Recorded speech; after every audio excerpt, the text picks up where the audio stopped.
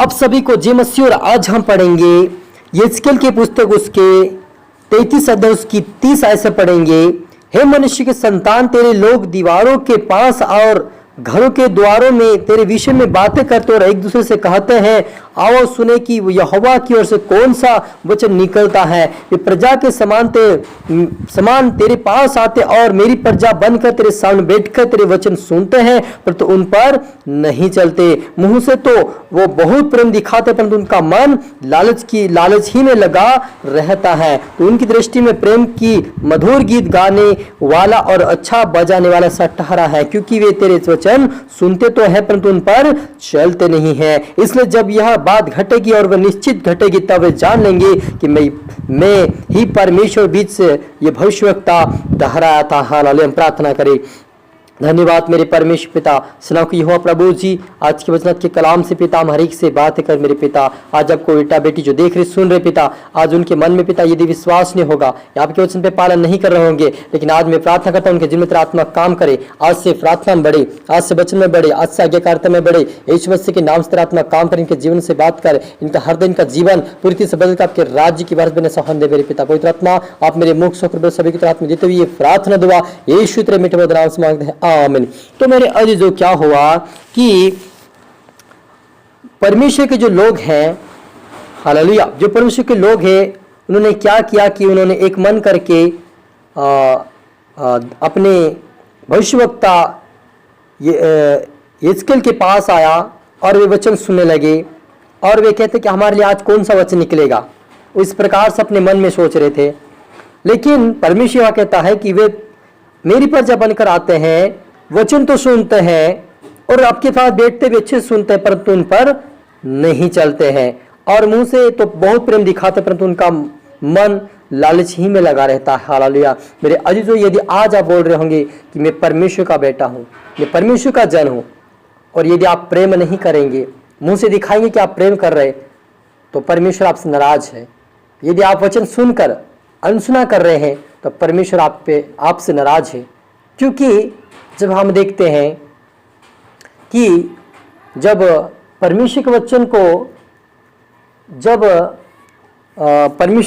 को परमेश्वर के दास ने शाऊल ने तोड़ा, जब उन्होंने परमेश्वर का वचन सुनकर अनसुना करके एक स्त्री को देखा और वे विचार में आ गया, और वो यूरिया को मरवा कर उन्होंने उसकी पत्नी को भी रखा।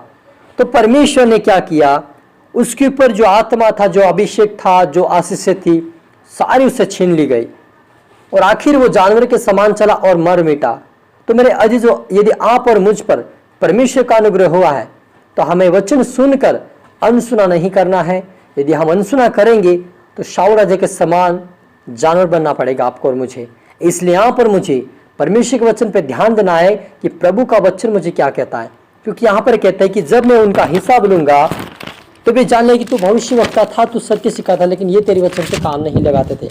आज ऐसे परमेश्वर के बहुत सारे प्रॉफिट परमेश्वर के दास लोग हैं जो कहीं भविष्यवाणी करते हैं तो उनकी बातें सटीक बैठती है, सत्य हो जाती है, और उस बात पे भी लोग यकीन करके प्रार्थना नहीं करते, वो नष्ट होते हैं। लेकिन जो उस बात पे यकीन करके प्रार्थना करते कि प्रभु आने वाली समस्या से मुझे बचाइए, जैसा अभी इस समय में, ये महीने में रेल दुर्घटना हुई और बहुत सारे लोग मारे गए उसमें, और परमेश्वर के दास ने 2023 में ही उसकी भविष्यवाणी किया था कि 2022 में ही किया था कि 2023 में ऐसा ऐसा होने वाला है कि ट्रेन का दुर्घटना होगा और एक भयानक होगा, और वो ऐसा कभी हुआ नहीं, ऐसा ही होगा उन्होंने कहा था, और हमने अभी देखा कि वैसा ही हुआ। तो यानी परमेश्वर के दास के ऊपर जिन्होंने यकीन किया और प्रार्थना की प्रभु हमें बचाना इस हानि से, तो जिन लोगों ने प्रार्थना की वो बच गए, लेकिन जिन्होंने उस बात पे यकीन नहीं किया, प्रार्थना नहीं किया, उससे कि वो नष्ट हुए होंगे। तो इसलिए आप पर मुझे परमेश्वर के वचन पर ध्यान देना है कि परमेश्वर ने प्रभु के दास के द्वारा मुझसे क्या बातें किया, मुझसे क्या सिखाया है। क्योंकि जो वचन हमें सिखाता परमेश्वर का दास, वो हमारे जीवन के लिए होता है, हमारे देह के लिए होता है, हमारे हृदय के लिए होता है, हमारी आत्मा के लिए होता है, कि हम आत्मिक जीवन को बचाए रखें। हालेलुया। क्योंकि शारीरिक जीवन तो ऐसे भी एक दिन नष्ट होना ही है, लेकिन यदि हम आज्ञाकारिता में चलेंगे तो वो भी उम्र जितनी हमें लिखी होगी उसी उम्र के अनुसार ही खत्म होगा, पहले नष्ट नहीं होगा। लेकिन यदि हम वचन को तोड़ेंगे तो पहले नष्ट हो सकते हैं। इसलिए आप और मुझे परमेश्वर के वचन पे ध्यान देकर सुनकर उस पर चलने वाला बनना है।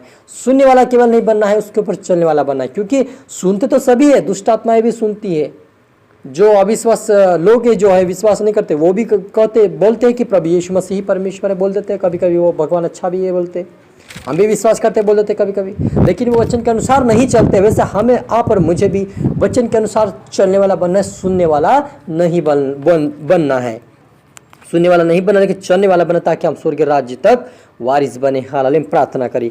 धन्यवाद मेरे परमेश्वर पिता, जितने देख रहे सुन रहे पिता, आज के वचन से आशीष होने पाए पिता, इनके जीवन में हर प्रकार की समस्या जाए प्रभु जी।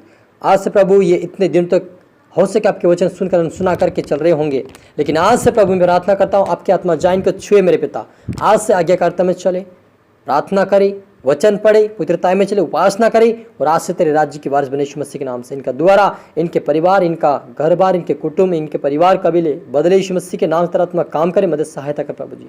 सभी तेरा हाथ में सौंपते मेरे पिता। प्रार्थना आशीष धन्यवाद खुदावन, ये प्रार्थना दुआ यीशु तेरे मीठे मधुर नाम से मांगते हैं, आमीन। अब सभी को गॉड ब्लेस यू ऑल, और अगली वीडियो मिलते सबको जय मसीह की।